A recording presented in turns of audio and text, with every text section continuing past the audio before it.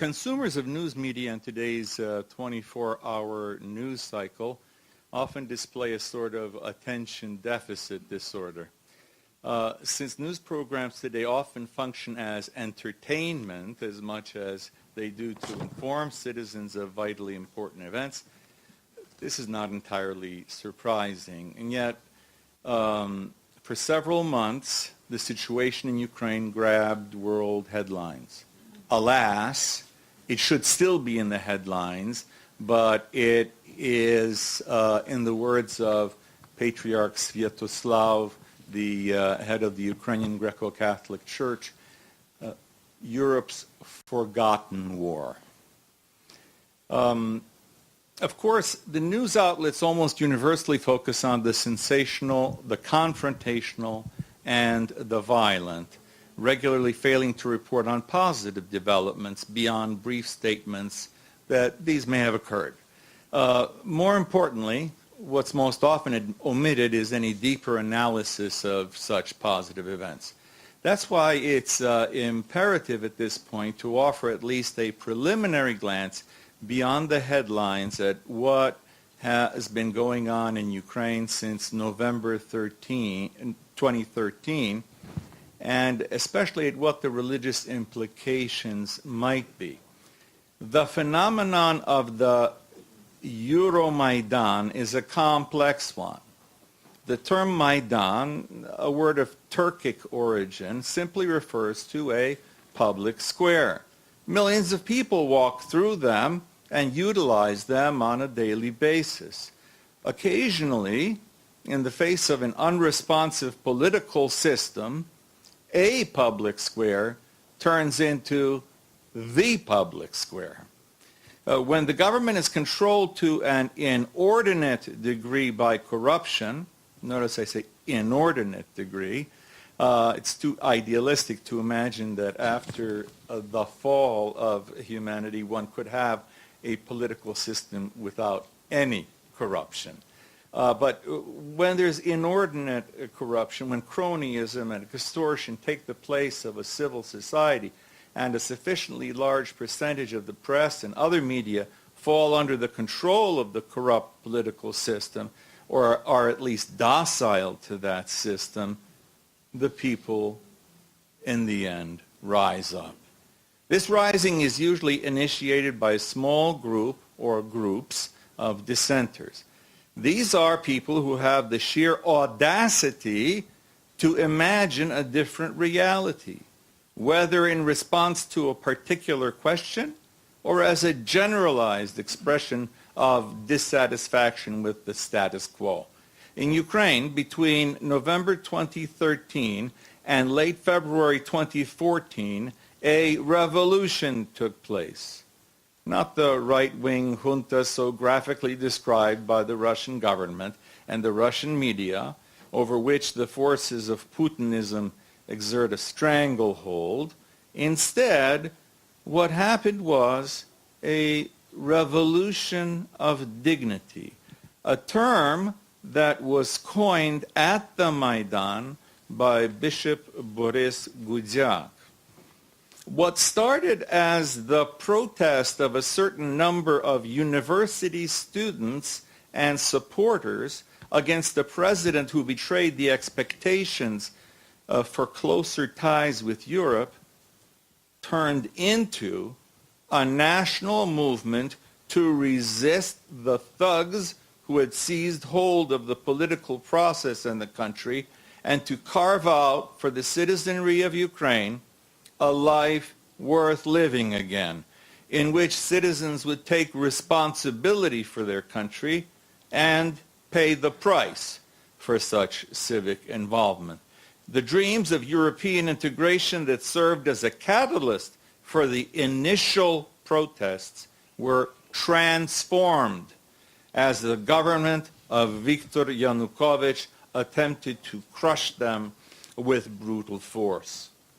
Accustomed to the use of brutality through centuries of foreign occupation and nearly 70 years of Bolshevik rule, the not yet thoroughly decommunized ruling authorities in Kyiv completely miscalculated the depth of the discontent in the country. Analysts will surely spend years trying to come to grips with the pro-European protests in Ukraine and why they were able to topple a thuggish regime.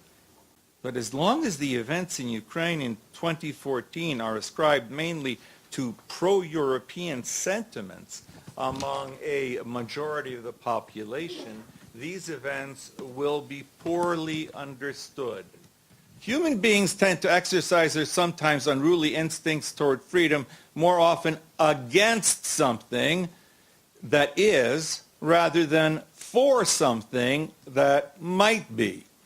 When we look at Europe today, it is hardly the model civilization for which people might want to risk their lives.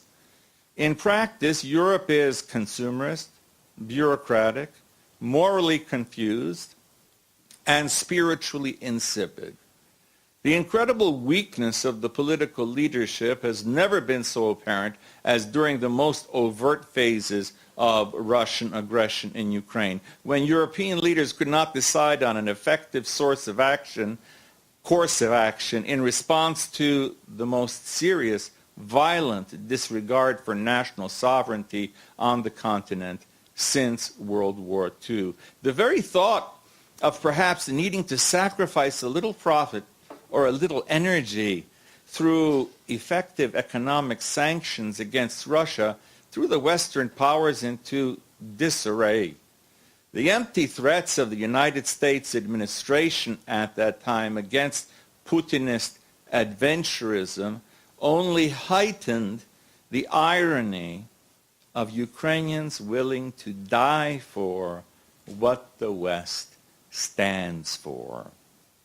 Perhaps what drives Ukrainian idealists is the realization that what one stands for is rarely echoed in the way one actually lives. And they chose what the West conceivably stands for.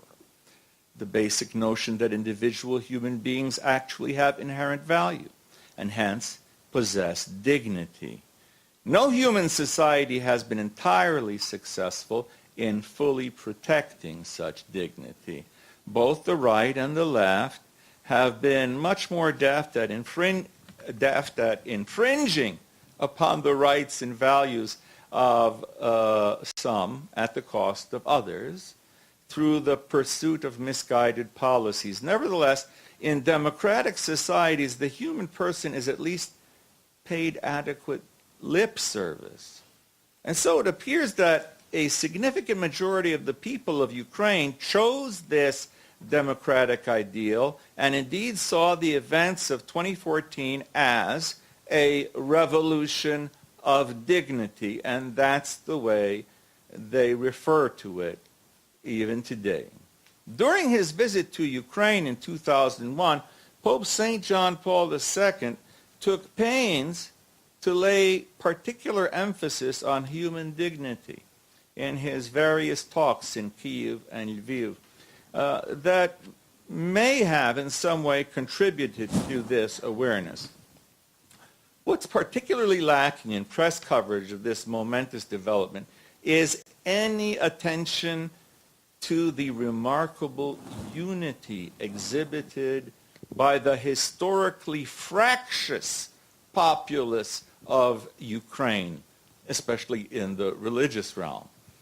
While the main stage of the Euro Maidan was often occupied by entertainers who buoyed the spirits of the protesters, and the politicians who read the signs of the times and attempted to earn political capital with the swelling masses both in Kyiv and throughout the country, the astute observer would have noticed that the whole phenomenon had some clearly religious overtones. To be sure, there were icons and crosses held in the crowd as well as decorating the main stage. This in itself is not yet the indication of something powerfully alive in the spiritual realm, as superstition is still very widespread in Ukraine as a result of cultural development that was stunted by oppression from miscellaneous foreign occupations of various durations over several centuries. Crosses, icons, and the like can be signs of an interior faith, but they can also be used simply like talismans, especially in dangerous situations with no deep interiority yet manifesting itself. Much more telling was the constant presence of the clergy and representatives of so many different religious traditions. To be sure, some made speeches supporting the rightful demands of the people. What was more powerful than well-chosen words was their serene unity and the witness of their constant prayer. Christians, representatives of all three major Orthodox jurisdictions, as well as Greco-Catholics, Roman Catholics, and various Protestant groups, Jewish rabbis, and Muslim imams stood on the stage and prayed, either together or in succession, day after day, and more importantly, night after night. Some prayed in Ukrainian, while others did so in Old Slavonic or in Russian. To be fair, there was significant coverage of the inspiring photos of monks or priests standing between the protesters and the riot police, but some of the reports seemed to have a difficult time understanding the situation as more than a colorful stunt on the part of exotic-looking clerics. Believers in the West might have found the images inspiring. News editors probably saw in them potentially award-winning photographs. There was, however, something unquestionably spiritual and God-centered going on as the protests unfolded. Patriarch Sviatoslav of the Ukrainian Greco-Catholic Church put it aptly when in May 2014 at a Shetitsky Institute event at the University of Toronto, he presented the spiritual nature of what was transpiring, and I quote, "For many, it was a nation-building experience. For many more, it was also a religious experience. Representatives of the Roman Catholic, Greco-Catholic, various Orthodox churches, Baptists, Pentecostals, Evangelicals, other Christians, Jewish rabbis, and Muslim imams surrounded the Maidan with prayer. Our people have been praying in their homes, their parishes, in their workplaces, and at their computer screens, engaged in social media. They have prayed personally and communally. An ecumenism of engagement arose on the Maidan. As we prayed together in various languages and in various faith traditions, we felt the presence of God. This is not just the naive persuasion that God is on our side, therefore we will prevail. No, this experience of God's presence was much more nuanced. Many felt in those critical last days before the snipers started massacring the protesters that this night, this hour, might be the last hour of our lives. And yet we saw with some of the clearest vision of our lives that God indeed was with us. It so happened that what became the favorite prayer of the Maidan was the passage from Isaiah, "God is with us. Understand, all you nations, and submit, for God is with us." That was repeated on an hourly basis during the nights, especially those last several weeks. It was sung, of course. This is the kind of statement, so that's the end of the quote from Patriarch Sviatoslav. This is the kind of statement that one will almost never see in the secular press. But without it, any analysis of what was happening in Ukraine and what is continuing to happen in Ukraine would be woefully incomplete and perhaps even distortive. Since 1996, there exists in Ukraine a body called the All-Ukrainian Council of Churches and Religious Organizations. That does not mean that it's all Ukrainians, okay? All Ukrainian means a nationwide council. It includes representatives at the national level of some 95% of religious bodies operating in Ukraine. Interestingly, there's no such body that brings together religious believers of all stripes in most Western democracies. We don't have it in the United States or Canada, but it exists in Ukraine. A pluralistic organization that brings together various religions. In this council, Christians, Jews, and Muslims have the opportunity to discuss issues of mutual concern. It is through this organization that these various religious groups presented a united front regarding the Yanukovych government's violent attempts to repress protesters in Kyiv. In fact, in their statement of February 19, 2014, the council beseeched both the protesters and the government to refrain from violence.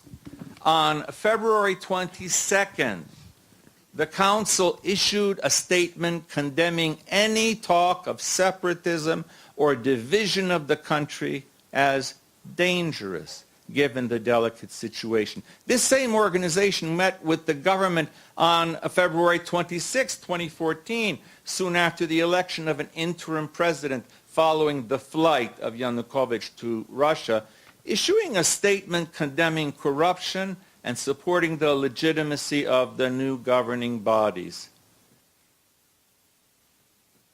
When Russia's Council of the Federation authorized Putin to invade Ukraine on March 1st, the All-Ukrainian Council of Churches and Religious Organizations swiftly responded in the negative. In this statement, the Council emphasizes the following, and I quote, "The people of Ukraine have friendly, brotherly feelings toward the Russian people.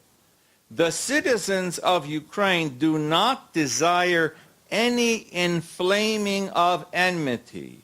We want to continue to build fraternal relations with Russia as a sovereign, independent country." Now, this is all the more astounding because at the time, the rotating chair of this organization was held by the Ukrainian Orthodox Church of the Moscow Patriarchate. Now, what's important to note is that at the time, Metropolitan Volodymyr Slobodan was still alive, very ill, but still alive. Things would change a bit once he passed away. The problem is that the Moscow Patriarchate has written to the heads of Orthodox churches saying things like the following. This is a quote from Patriarch Kirill's letter. "We cannot ignore the fact that the conflict in Ukraine has unambiguous religious overtones. The Unionists and the schismatics are trying to overpower the canonical Orthodox Church, which continues to minister with patience and courage to its suffering faithful in a harsh environment." Then the Patriarch Filaret of the Ukrainian Orthodox Church Kievan Patriarchate responded that, and he defended both the Ukrainian Greco-Catholics and his own church, and said, this is really a war of Russia against Ukraine. This is all based on the ideology of the Ruski Mir, the Russian world, and its theological incarnation, Holy Rus. So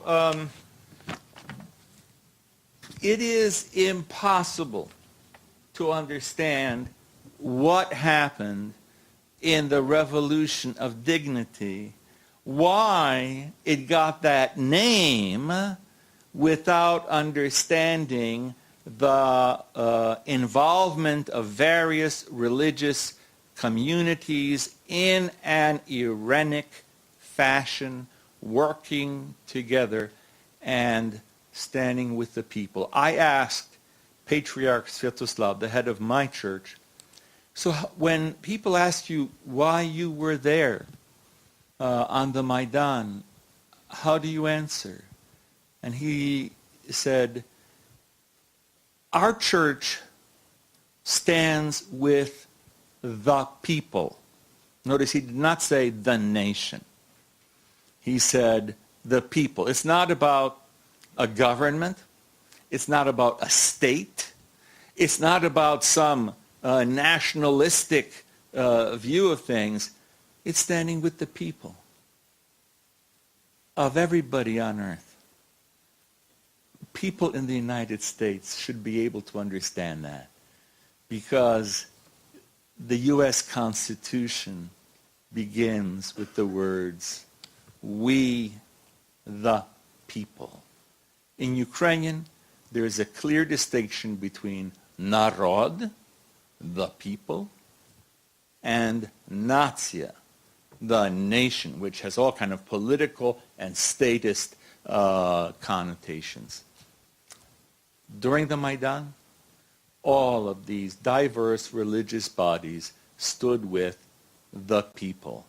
And that is perhaps the best guarantee that what the Moscow Patriarchate predicts, if the Tomos of autocephaly is delivered to the Orthodox in Ukraine, is just fantasy, because Ukraine is a multilingual, multi-ethnic, religiously pluralistic society that will be able to handle all the challenges that are presented to it.